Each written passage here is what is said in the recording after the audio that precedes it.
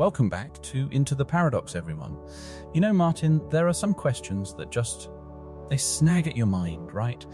Something about the inexplicable, the things that lurk just beyond our understanding. Absolutely, Peter. And when those questions intersect with something as primal as a force of nature, like a massive thunderstorm, that's when things get truly unsettling. The sheer power, the raw energy. It just feels like a thin veil between worlds. Exactly. And today's story, it perfectly encapsulates that eerie intersection. We're talking about shadow entities, those fleeting, often terrifying apparitions, and their bizarre potential link to the chaos of a summer storm. Have you ever felt that dread during a really intense storm, Martin? That sense of something else being just outside, or even inside? Oh, absolutely. There's a reason so much folklore ties supernatural occurrences to severe weather. It's almost as if the tumultuous energy in the atmosphere acts as a conduit, or maybe even a catalyst, for these kinds of phenomena. The hair stands up on your arms, even before anything overtly paranormal happens. Right. It's that primal fear. And that's precisely what our subject today, Scott, experienced back in the summer of 1964. Kansas. Picture it.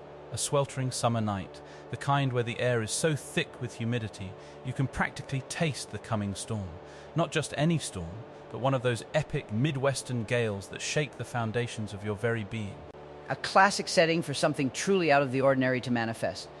Scott was, a young man at the time, staying at a family friend's house? That adds another layer, doesn't it? Being in an unfamiliar place, slightly out of your comfort zone, when the world outside turns wild. Exactly. He's trying to sleep, but the atmosphere is just too charged. The first rumble of thunder, it's not distant, it's right there, echoing, shaking the windows. And as the storm really starts to unleash its fury, Scott finds himself unable to sleep. His eyes, Martin, are drawn to something in his room. And this wasn't just a shadow cast by lightning, right? Because that's our first natural explanation. A trick of the light, the mind playing games in the dark. But Scott saw something far more defined. That's the kicker. This figure, this ominous silhouette, it bore the undeniable shape of a person. And what really sets it apart from a mere shadow? Its eyes. They glowed, a piercing, unnerving light that seemed to cut through the oppressive darkness of the room. Glowing eyes? That's not a shadow, that's an entity. That detail alone elevates it beyond simple pareidolia. Glowing eyes suggest an inner light, a conscious presence, something observing, something aware. And in folklore, shadow figures often lack distinct features, save for perhaps those very piercing eyes. It's almost a hallmark of these encounters. It moved, too. Not like a projected shadow, shifting with the light source. It moved with an unsettling fluidity, Martin, traversing the room as if it were walking on air. And then, it did something truly impossible. It passed through a closed door. Right, a solid wooden door. Not just a thin curtain of mist, as the description goes, but a physical barrier that defies everything we understand about the physical world. It makes you wonder if these entities exist on a completely different vibrational plane, or if they're capable of manipulating reality in ways we can't even comprehend. That's the paradox, isn't it? It's right there, visible, undeniable, yet it plays by rules that simply aren't ours. But here's the really crucial part, Martin. Scott wasn't the only one who saw it. His sister, who was also in the house, bore witness to this eerie spectacle. That's significant. Shared experiences like this, especially between siblings, lend so much more credibility to an account. It moves it out of the realm of individual hallucination, or a fear-induced trick of the mind, and into something verifiably external. She saw it make its way out of the house too, through the front door, just like an illusion. Yeah, exactly. So now we have two witnesses, two sets of eyes confirming what their brains were struggling to process. And in the face of such a terrifying sight, what did Scott do? The most human thing possible. He sought refuge. He hid in a closet, heart pounding, hoping this thing wouldn't find him. And then, a blank. He doesn't remember anything until the next morning. That's a classic trauma response, isn't it? The mind's way of protecting itself from an overload of sheer terror. Or perhaps something more insidious at play. Was his memory suppressed, or was there an actual gap in time? That's a terrifying thought. But what's even more intriguing, and perhaps speaks to the profound impact of this event, is that they didn't discuss it immediately. Not for years, not for decades, in fact. It wasn't until the 1990s, almost 30 years later, that Scott and his sister finally broke the silence and spoke about what they'd seen. That's so common with these kinds of intense, frightening experiences. People often fear ridicule, or they simply can't process it themselves and assume no one else would believe them, so they keep it locked away. But the fact that they eventually did discuss it and found that shared confirmation, it must have been a huge relief, but also, in a way, terrifying to know it was real. It's like they had to confirm to each other that they hadn't lost their minds, that it wasn't a shared delusion but a shared reality, a shadowy, glowing-eyed reality that appeared during one of the most violent electrical storms of their lives. So, what do we make of this, Martin? Is there a genuine connection between these shadow entities and thunderstorms? Or is it all just a heightened state of fear, where the mind conjures demons in the dark? Well, Peter, it's tempting to lean on the psychological explanation, especially given the conditions. A loud, frightening storm, being awake in the dark, the imagination can run wild. But then you have the corroboration from the sister, the distinct features like the glowing eyes, and the impossible movement through a closed door. These elements really push it beyond simple fear-induced hallucination. And let's not forget the collective subconscious. Many cultures, across time and geography, have stories of shadowy figures, sometimes benevolent, often malevolent, appearing in liminal spaces or during intense natural events. It's almost as if storms create a temporary rift, a thinning of the veil, where these things can bleed through. Exactly. From a folkloric perspective, electrical storms are often seen as highly charged events, almost like a natural portal. The sheer energy, the electromagnetic fluctuations. Some theories suggest that these conditions could provide the necessary energy or environment for non-physical entities to manifest, even briefly, in our reality. Shadow entities, sometimes called hatmen or intruders, often thrive in low-light, high-stress environments. A thunderstorm fits that bill perfectly. I mean, if you think about it, what do we know about shadow entities? They're often described as amorphous, indistinct, usually seen out of the corner of the eye. But Scott's encounter, with the full body, the distinct human shape, and those glowing eyes, that's a step up.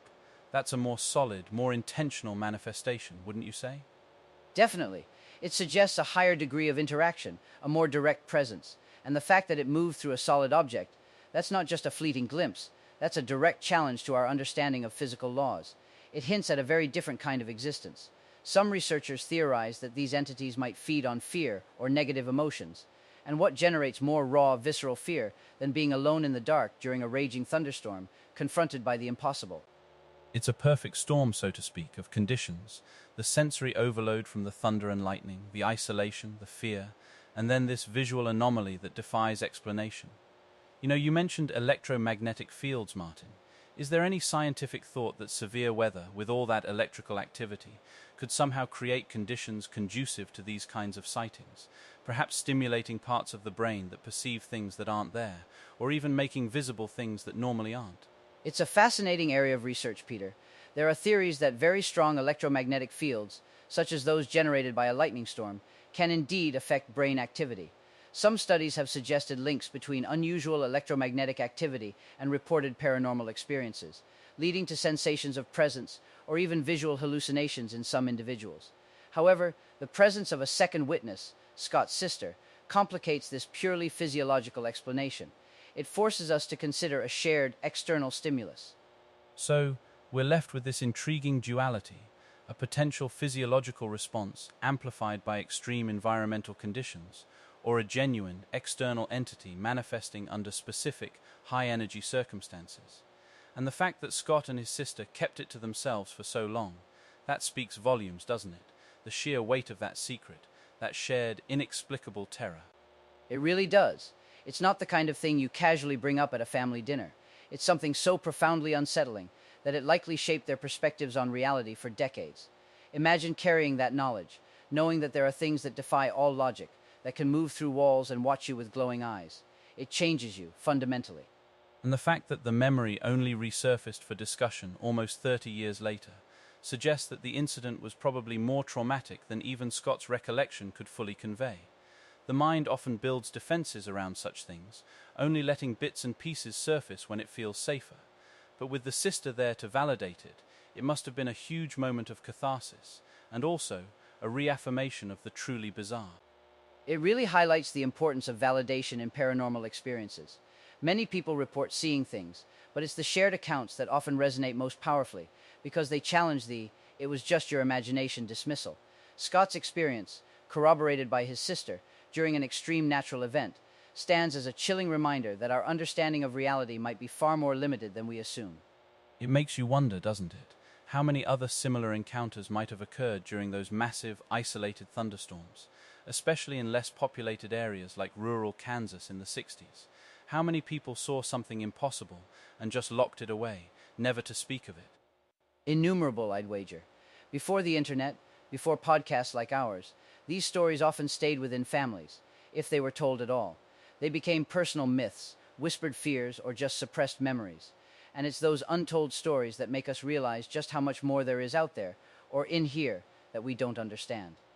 So, what does this tell us about the nature of these shadow entities, if they are indeed drawn to or empowered by something like a severe electrical storm? Is it a form of energy harvesting, a temporary weakening of dimensional barriers, or something else entirely that we haven't even conceived of yet? That's the million-dollar question, isn't it? If we consider these entities to be non-physical or interdimensional, then perhaps the immense energy of a thunderstorm provides the necessary charge or lift for them to briefly stabilize and manifest in our perception. Think of it like a power surge allowing a very faint signal to become momentarily clear. It's not that they are the storm, but that they use the storm. That's a very compelling theory, Martin, and it adds another layer of respect, or perhaps trepidation, to the next time a big storm rolls in. You might not just be watching the rain, you might be witnessing a brief, terrifying convergence of worlds. Precisely. Scott's encounter decades ago during a summer storm in Kansas, it's not just a ghost story. It's a testament to the persistent mystery of our world and the thinness of the veil that separates what we think we know from what truly is. It serves as a chilling reminder that there are things in this world that we may never fully understand, and perhaps that's what keeps us seeking, what makes life all the more fascinating. Absolutely, Martin. The unknown is often the most captivating, and Scott's story, with its glowing eyes and impossible movements, is a powerful example of that. It makes you think twice about those shadowy corners, especially when the thunder starts to roll. A huge thank you to Scott for sharing his incredible, terrifying experience with us. And to our listeners, thank you for joining us on this journey into the paradox. Until next time, stay curious, stay vigilant, and most importantly, stay safe.